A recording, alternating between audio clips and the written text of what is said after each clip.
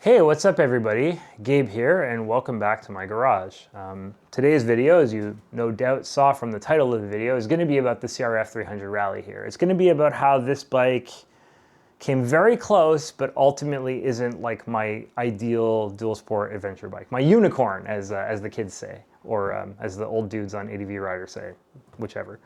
You know, it is really close, so that's why I'm making this video, because it's kind of frustrating how close it was, but it wasn't. So I want to talk about all the points. And I thought I'd address a little detail first. If you've watched my videos before, I know I haven't made a lot lately, but if you've been watching on and off, you might have noticed that I never appeared in one of the videos before now.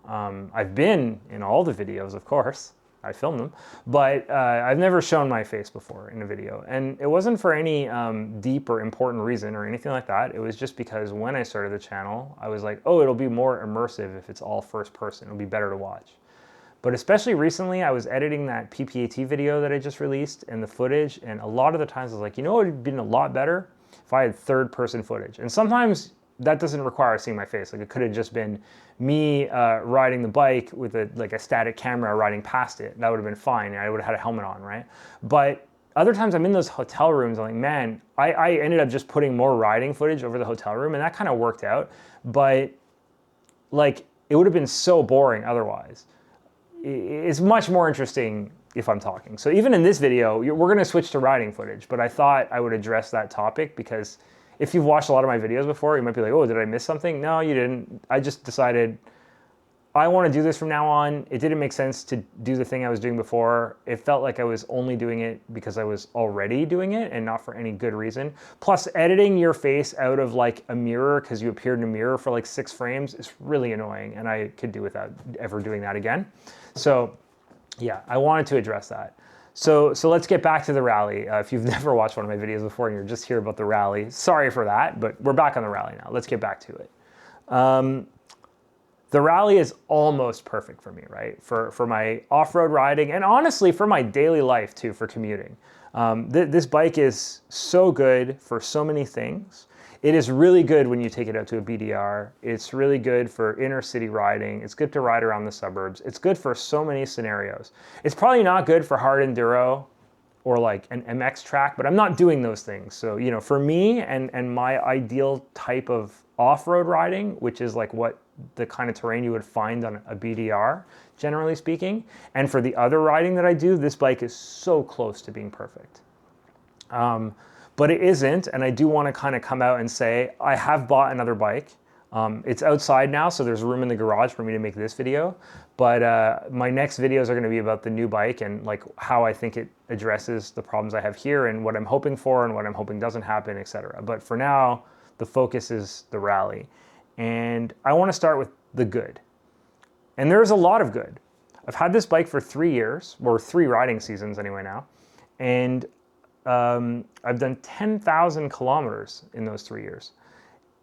Half of those kilometers have been off pavement. So whether off-road or on dirt and gravel roads, but off pavement. And the other half, a lot of them have been spent getting to places where I could do that. So I've done a lot of mileage on this bike. And I've had other bikes before this one that have had, you know, some kind of flaw or thing that made me not get along with them. And I think, again, this has been the closest I've gotten to exactly right. But along those 10,000 kilometers, I did learn a lot of things about this machine. The first one is that you absolutely need to replace the rear shock. I did the first season with the stock suspension. I did a long trip out in Ontario called the OBAR, which is a route I found on ADV Rider. And it wasn't super gnarly or technical, but there were places on it that went through like municipal ATV trails and things like that. And oh man, it was bad on the stock suspension. I had the luggage too, that wasn't helping anything, but like it was just so soft, it would bounce and it would take forever to recover from any hit. You would get thrown offline. The bike wasn't like going where you pointed it sometimes, which is kind of scary. It really wasn't well composed. I was riding incredibly slowly over terrain that I would have, on some of my previous bikes, I would have ridden without thinking at 3 times that speed. And that's not to say like, oh, I'm some skilled rider and this bike was holding me back. Like, no, I'm not. My point is I would have ridden 3 times without thinking. Anybody would have, because it was easy and it became hard all of a sudden on this machine, which that's a problem, right? You want your bike to make things easier, not harder. So that was a big limitation. And over that winter, after that season, I upgraded the suspension. I went with the Rally Raid kit, front and rear. I think really the problem is the shock. The front forks are probably not great, but you don't need to upgrade them just to be able to ride it properly off-road. I think it's more of a nice to have, but I did it because I want to show you what it looks like when I sit on this bike. So here's me in my running shoes sitting on the bike. You no doubt saw that it compressed a little when I sat on it, but not a ton, and I've got the balls of my feet comfortably down on both sides. I'm not completely flat foot. I'm 5'8" and about 30 or 31 inch inseam, so I'm not completely flat foot like this, but I'm very much in control of the machine. I'm very comfortable like this. I think this is good. For me, at my experience and skill level, this is enough foot on the ground for me to be happy. If I'm riding off-road and I need to dab or I need to, get a foot down, get some purchase, I'm not worried about it. It's not a big reach now. It's very good like this. I'm never worried I'm gonna get to a red light and something very embarrassing is gonna happen, for example. To get this height though, the height of me sitting on it is exactly the same as it was when it was stock, because the stock bike is actually higher than this when nothing is sitting on it. But because it's so soft, you sit on it, it compresses way down and you end up at the height that I was just at. When I upgraded the suspension, the new kit is much stiffer.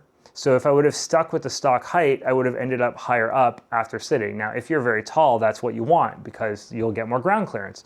This bike comes with however much ground clearance they advertise, but it's not true because as soon as you sit on it, you're losing like an inch and a half of that ground clearance from how much it sags just by you sitting. And you can put the preload all the way up, it doesn't matter. Unless you're 85 pounds, you're sinking when you sit on this bike. So Rally Raid offers a kit though, that lets you basically retain that like sag height. So what you just saw. And to do that, you also need to change the kickstand as well as the shock and the fork internal. So I did all that and I'm very happy with the result. I mean, this is the height I want. And in that second season, when I did some rides and some multi-day rides, and actually the PPATs from that second season, this suspension is now a killer and none of those problems are happening anymore. No more getting bucked offline, no more of the bike not going where you pointed at, no more waiting around for it to recover. Even on the road, sometimes I would dive into a corner and like, I know I can't get on the gas right away. I've got to wait for the suspension to compose itself and now I can slowly apply the throttle. Those days are over. With the suspension as it sits now, you don't have any of those problems anymore. Now it rides super well, very competent. So, take my positives about this bike with the understanding that I threw 2,000 Canadian dollars of suspension at the problem, right? This bike was $8 grand out the door in 2023 when I got it. I think they cost more now because of reasons. But it's the same bike, by the way, so I don't think that's cool, but it is what it is. But yeah, $8 grand out the door and then $2K suspension that winter, so a quarter of its value. And I did the labor myself here in the shop, which means I didn't pay somebody. So you got to imagine if you want to pay somebody to do it, and a fork job is a job, it's going to cost more because it's quite a decent amount of hours of labor. So that's rough. You got to think about that when you're thinking about this bike, because I think you might not need to do the fork, but you need to do the shock realistically, I would imagine. And that is a number you now need to add to the price of the bike if you really want to enjoy it. I think that's the case. And I think a lot of people on the internet will agree. Most of the YouTube guys that love this bike, that recommend it wholeheartedly, you'll notice that they have an upgraded suspension on theirs. Almost nobody that loves this bike and recommends it and whatever that I've seen, or that rides it a lot even, that I've seen, doesn't have upgraded suspension. The only exception is Itchy Boots. And it's a big exception because Itchy Boots rode a fully loaded rally from Patagonia to Alaska, and I went back to watch some of the oldest videos in that series to see if she upgraded the suspension, and she explicitly says, no, I didn't have time or money to do it. I can't remember which one it was, but she mentions not having done it, and then she does the whole trip, and I think she did it after the trip, but she did the entirety of the Americas without upgrading it. So it's not impossible, right? It's not impossible. Itchy Boots is probably lighter than the average rider, but she had all the luggage. So, you know, she still put that stock shock through absolute hell on that trip, I have no doubt.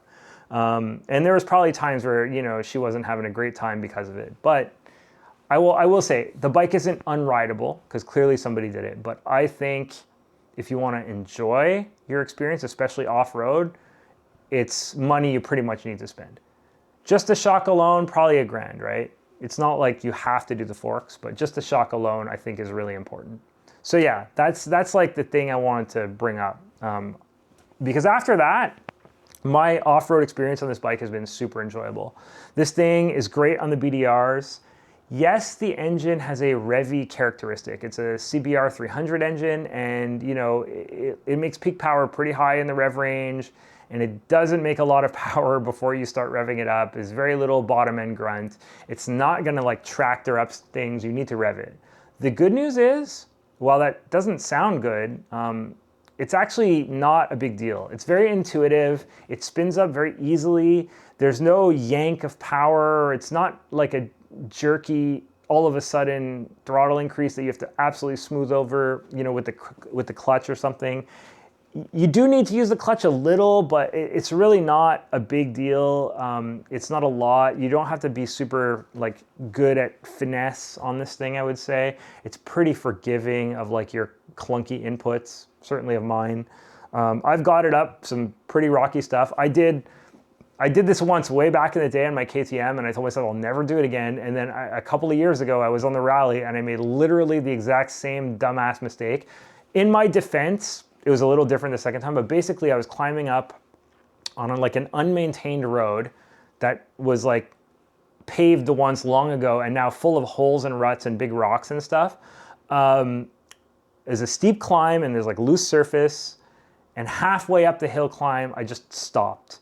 Like I wanted to reposition my line, and I did that back on my big KTM back in like 2020 or something, and it was like a really dumb thing to do. And I'm like, man, I can't believe I did that. And I got lucky. The KTM's fancy traction control system got enough grip, and then I just kind of held the throttle open and like tucked in and like got up the hill, and like, oh, I was like pretty sweaty when I got up to the top, but I made it. This bike, I did the same idiocy, stopped in the middle of a very similar hill, except this time it wasn't exactly my fault. I wasn't trying to reposition. There was an oncoming car, and it like kind of spooked me because I was in the middle of nowhere. I wasn't expecting it. There was like a turn and a car came and I was like, whoa, and I wanted to like move over to the side, and I like stopped. And I'm like, oh great, I stopped in a hill again. So I was like, oh man, I don't know. And this bike doesn't have fancy KTM traction control, but it doesn't really need it. Because it has 23 horsepower. So I just used the clutch and I felt it out until I got a little grip, and then I just progressively rolled on, and I got it on the first try. I didn't spin it. I didn't have to start over. It just went right up.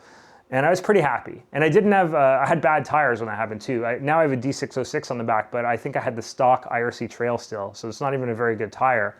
And I still made it up. So, you know, this bike is easy to ride, I think, surprisingly easy to ride, even though the engine doesn't feel like it will be. I mentioned it doesn't have traction control, and I mentioned it doesn't need it because of the low horsepower. I think that's true. It does have some rider aids. It has ABS, but you can turn off the rear ABS. And I've never been in a situation personally where, even though you can't turn it off, where I thought the front ABS was being like intrusive. I don't think I've ever activated the front ABS on or off-road. The front brake isn't very strong, so on road, it would have to be like really slick for you to really get it to go. But off-road, I mean, it happens more often on something, you know, like a loose surface down a hill or something, but I've never had it intrude on me. Other people might have a different experience. They ride on different things, or they're a lot faster than I am. But in my experience, it never happens. So no complaints there. It's cool that you can turn it off and on again. Just remember, if you stall the bike or otherwise turn the bike off and on, the ABS on the rear will reset back to on, and you have to press the button again to turn it off. It doesn't remember its settings, so you have to remember to do it, or you might be surprised by suddenly your back pedal is not doing too much because of the ABS. So just keep that in mind. What else can we say about the old Rally here, about its performance off-road? It's kind of funny, but it's really not tiring. I did really long days on this bike. If you watch my PPAT video, there's like 2 8-hour long days there and back that are sandwiched in between the 3 6-hour-ish ride days of the trip. It's like the off-road route itself. And I was dying of heat and my helmet didn't fit me right on that trip. But the bike was never like, I never felt like tired from like hauling it around. There's one little section deep in this like overgrown wood that looks like I'm like gonna ride through somebody's backyard. And I remember being so sweaty. I stopped like halfway to like take off a bunch of stuff and change my goggles. And I was like, man, I was just thinking like, oh, I gotta pick, just like that, mentally think about picking it up off the stand and like hauling it through the rocks, because it was like very rocky there and a lot of roots. It's like, oh, like moving it around, like, oh man, it's gonna be exhausting. I'm so hot. And then I started and it was completely painless. Like it was so easy to do that even through like this like way too hot and humid day, I didn't find it was bad. So in terms of ease, I would say this bike is really good. If you're a new rider for off-road, like, and you're looking for a bike, if you keep in mind that you'll probably need to do the shock, this isn't a bad choice. I don't think it's what I would recommend. I would recommend you go lighter and you get the normal CRF300, but because of the suspension, what I'd actually recommend is you get the KLX300, the Kawasaki, because it has a stiffer rear suspension, so you won't need to replace it immediately like with the CRF or this bike.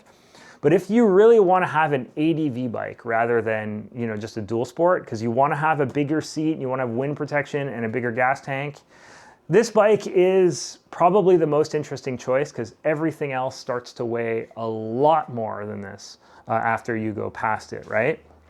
And really, it's not a bad choice because it will be a good bike to learn off-road.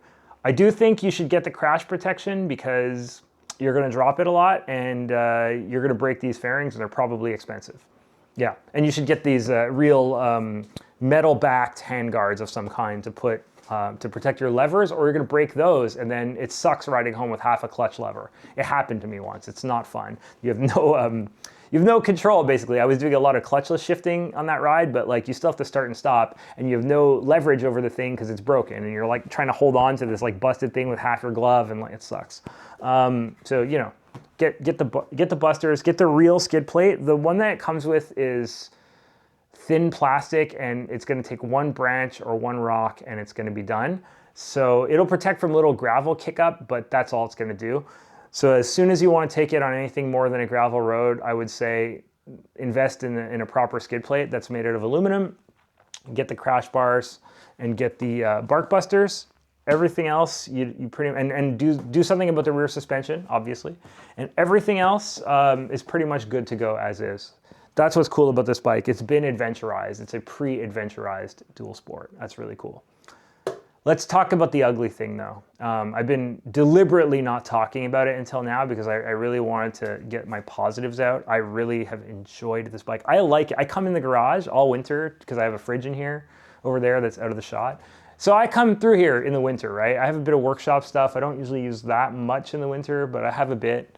And I see this bike every time I come in and I smile because I just like it. I'm like, man, this bike's so cool. It looks cool. I immediately look at it and think about some of the riding I've done on it and how fun it is. And like, it makes me happy. I like this machine. But it does have a really big downside. The suspension, you could say, is a big downside, but you can fix the suspension, right? It costs some money and some effort, but you can fix it. The other downside is that horsepower. I mentioned when I talked about traction control, I flirted with it. It makes 23 horsepower. It doesn't need traction control. Yeah, it really doesn't. It makes so little power. And that's a big problem because this is so much fun to ride on like a BDR or like some kind of off-road. It's fun to ride in the city. Now that I have the suspension, I absolutely love going to my office, which is like in the inner city with this thing, because I slam it over the speed bumps and I hit the potholes on purpose and I jump curbs and I drive it like a jackass in the city because it's so good at it. It's so good at it. It's so much better than like driving your car to the city and hitting all the bumps and be like, oh, I hope I don't bend a rim or whatever, right? Not on this thing. You don't think about that at all. It's made for off-road. It's awesome and it's so good at that. But where it falls apart is getting to those places, getting to a BDR or something like that. You have to ride on fast roads. You can avoid freeways, I would say, most routing, although sometimes that adds a huge amount of hours to a trip to do that. It's not always fun. But you can't avoid those like secondary roads where in Canada they tend to have like 90-kilometer-an-hour limits, and people, once you get away from the urban centers, people tend to go at least 110. This bike is just an absolute misery over around 90, 95 kilometers an hour. And I'm talking about real 95, like GPS indicated 95. The speedometer on this thing is a liar. It is a big time liar. It's at least 10 or 11% optimistic, which the faster you go, the worse that gets. It's saying you're doing 120 on there. You're lucky to be doing like 109 or something like that. It's really off. I've never seen a bike that's so off before. They're all a little off, right? Even your car, but this one is really bad. So with the GPS, I checked because I was getting tailgated constantly. Man, I'm doing 115. What's your problem? I'm not doing 115. I'm lucky to be just going 100 at that, you know, just over 100. And so cars are like, what the hell is this guy doing? But I can't go any faster. It takes like 5 to 7 business days to accelerate from 90 to 110 on this thing. It's just brutal. You have no passing power whatsoever. You get stuck behind a truck. That's it. That's your life now. You're stuck behind the truck until it gets bored and gets off the road. You're following it until then. You can't pass it because those secondary roads, one lane on each side most of the time, short little passing zones, or they add an extra lane once in a while so that you can do things like pass trucks. We have that here in Quebec very often, but they're up in a hill, so you have to climb a hill. This bike, climbing a hill, doesn't like that. Not at 90, because you start, 88, 87, you start dropping off pretty fast, and that's full throttle. It's really frustrating because the gearbox is really good. It's like the best gearbox you could have for a light-powered bike like this that's meant to go on and off-road. They nailed it on the ratios. But the horsepower can't keep up to deliver for the high-speed stuff. If you took the DRZ 400 engine, I used to have a DRZ, and you mated it with this gearbox, it would be the perfect dual sport config, I think. Because the DRZ 400 had enough horsepower at like 40 horsepower, but it had a crappy close ratio 5-speed gearbox that was an absolute misery at high speed. Even though it had the power to accelerate, it was let down by its gearbox just topping out too soon. This one's the other way around. 5 and 6 are big overdrives, but it just has so little power that it's really hard to get up that high, and now you can't pass, you can't climb hills, you can't, you're very limited. I've spent a lot of time riding 2 BDRs and riding 2 places on this thing, so it's not like, oh, I did it twice and I complained. It's not like, oh, I just need to get used to it. I've spent thousands of kilometers doing it, and it just never gets better. Now, there is an option out there to do a big bore kit. It's made by Ari Henning, and he's a really smart guy who I follow. I've been following his career since he had the dreadlocks when I first started riding. And, is a guy I've always really respected. Yes, he's a pro moto journalist, so, yes, it's like kind of a very polished image, but all of the stuff he delivers and all of the explanations, you can see he's a very thoughtful, detail-oriented man who thinks these things through. I trust what he says. And when he makes a big bore kit for this bike, it's because he used to race the CBR versions of the 250 and the 300. So he's worked on those for years and years, and he knows his way around them. And I trust his kit will not blow up my engine. I trust that. If you do his big bore kit and the CBR cams and the ECU and the intake and the exhaust, and you spend another $2,000 or $3,000 Canadian dollars and another winter, taking the whole thing apart and doing all that stuff, you will get more power. I saw a dyno chart going from 23 at the wheel stock, which, man, that's not a lot, to about 30. That's a big increase. That is a good, respectable increase. But the problem is I don't think it is enough that I will be satisfied with the result when I ride it on those high-speed roads. I think it will make the bike better at everything else. You get on the trails and now, yeah, that power is gonna be so awesome. As a project, I think it would be really fun and really cool, but just the cost is just really high. And yes, I've already dumped a bunch of money into this suspension, I realize that, but I don't think I would get my money's worth out of doing the big bore kit, as much as I like Ari and everything like that. So yeah, that's the reason this bike for me isn't the one, right? Isn't the one that does absolutely everything for me that I need to do. Because I love to do BDR rides and stuff, but I need to get there too. And I guess we'll bring up the other point that, I mean, maybe some people are thinking right now. That's, well, why don't you trailer it to the beginning of the BDR, right? Hey, there's a ramp back here for a truck that you might be able to see in the shot. And I actually do have a truck now. I didn't used to. I had a car before, but I could bring this thing. But then why have all the adventure stuff? Why the long range gas tank and all the plastics and all the weight, right? Why not get, at that point, why not go back? I used to have a CRF300RL, which is like an enduro bike with super high maintenance intervals. Now, I didn't like the low speed performance of that bike even after doing the ECU on it, but I liked everything else about it. And if I'm gonna trailer it, then the maintenance becomes not a problem. So why not get the KTM enduro bike or a Yamaha enduro bike or something, right? As long as you stay off public roads, those can't be plated here, but whatever. The KTM can, so yes, why not get an enduro bike? That's the thing. For me, it's like, if I'm gonna trailer, then why not ride the lightest bike possible and the most off-road capable? And if I'm gonna ride on the road, well then I wanna be able to ride on all the road. And this bike, you know, that's where it falls down. Other people might see that differently. Maybe you're like, no, I wanna do the BDRs, but I wanna trailer to the BDR, so I don't care about the high-speed rides on the freeway or whatever. I'm just gonna trailer to the BDR, and then I'm gonna ride the bike on the BDR. If you're doing that, this bike with the suspension, bang, perfect, awesome. Excellent machine. You're not gonna let you down. It's a Honda, so you know it's gonna start every time. The maintenance interval is super long, so you can kind of just neglect it and deal with it when you feel like it. Not that I recommend you do that, but you can. Just follow the maintenance schedule, right? And you're good to go. It's really long. Everything else about it is so good once you do the shock. But yeah, I need to ride it at high speed, and that's where it falls apart. So, like I said at the beginning, I bought a new bike. Actually, you know, when I bought this bike, I had another bike. I had an XSR 900 street bike. And while I did commute on this sometimes, I mostly commuted on the XSR. But whenever it came time to do a fun ride, like where I'm gonna enjoy myself on the weekend, I'd get up early and go for a ride or whatever, it was always on this one. Even with its crappy high-speed performance. I knew I was gonna have a shitty 2 hours to get to where I wanted to go in the morning and then a shitty 2 hours coming back. I always knew that was gonna be the case, but I knew I would have so much fun in the middle that it was kind of worth it. So I never took the XSR on the weekends. I always took this. I commuted on the XSR because at least I could go fast on the highway on that bike, but that was it.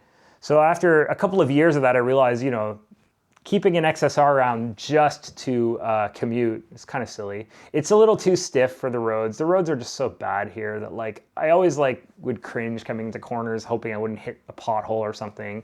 I wasn't riding that kind of ride for fun anymore, like the kind of sporty street rides. And frankly, maybe I am really getting older. I'm in my early 40s now. I started riding right as I turned 30.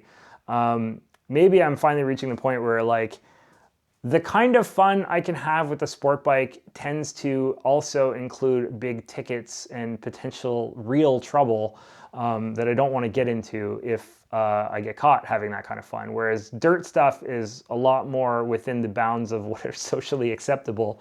You know, you're not going to get in trouble riding dirt roads and stuff like that because I'm not riding them so fast that I'm making a problem. But on a sport bike like the XSR, at least me, and for a long time, I didn't mind that so much, but if I'm being honest, I think now that bothers me more. So all that to say, I sold the XSR because I liked this one so much better. I liked the riding I did on this one so much better.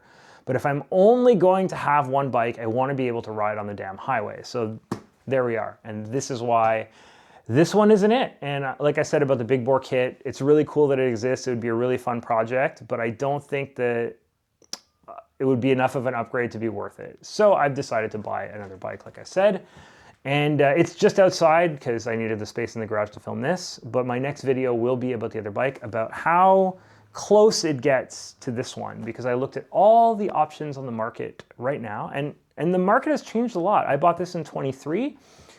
The options of these like lighter weight on and off-road ADV / dual sport bikes, they've changed a lot since 2023. There's a lot of new stuff that came out. Some stuff they were talking about back then, but it hadn't been released yet. Other things were a bit more recently announced, and they're just coming online now. There's a few options that still aren't available in Canada that might be available in other parts of the world. But yeah, there's a lot of stuff out there now, and I do want to talk about, you know, the state of the small ADV bike world. I mean, I'm really excited. This This is the kind of bike I've always been into, and now all of a sudden there's like a renaissance of popularity. Like, it's so cool. It used to be like DRZ, DR650, that's it. I mean, that was pretty much it. Everything else was way bigger, way heavier. You wanted multi-cylinder, you're getting a 500-pound bike, right? Or you're getting an enduro, you're getting an EXCF, or something like the Honda 450, something like that. In the US, I think people are putting plates on WR 450Fs. You can't do that in Canada though. But that was like what the market was. And now all of a sudden there's like a million options, twin cylinder options, single cylinder options, more dirt, more street, all over the place, way lighter than what we used to see. Not a lot as light as this, of course, but we're getting better. So it's an exciting time, and it's, as much as I've liked this bike, I'm really excited to see some of the other stuff. Now, I will say, as we're reaching quite a long video, so I'm gonna stop now, but I will say before we go, there will be more content from this riding season on this bike, because I'm not selling it yet. I have a new bike. It's, like I said, just outside, but I'm not convinced that it's the one yet. There's a lot of options on the market, and they're very hot right now. So if I wanted to try it out and decide it's not for me and sell it, it won't cost me a huge amount to do that at this point. And if I just hold on to my Rally here, I'll have something to ride if that other one doesn't work out. So that's sort of my approach, because I don't know exactly what the right next move is for me. I have an idea. I tried my best guess, right? We'll see. But potentially it's not it. So I'm holding on to my Rally, and we'll see where it goes from there. So there will be some content. I want to do side-to-side shoots. I'm going to take my buddy out. We're going to ride the Rally and the new bike, and his bike. He's got a bike too, so we're going to have to do multi-day things to get this done. But we're going to compare some of the small ADV bikes together. This one and a couple of other models. I don't actually know yet. He's getting a bike. I said he had one. He's about to get a bike. He has a good idea of what he wants, but if he can't get it, he has a fallback. So I don't know yet which one he's going to get. So we'll do some comparisons. We'll do some rides like that. We'll have some fun, hopefully. And, thanks so much for watching. And I hope this helped if you're interested in this bike. I've really liked it. Like, again, I want to reiterate, I came in here all winter and smiled looking at this thing. I've really enjoyed it, but it's just too bad about the high-speed performance. For me, that's important. I'll let you decide if that's important for you or not. So thanks once again, and I'll see you soon. Peace.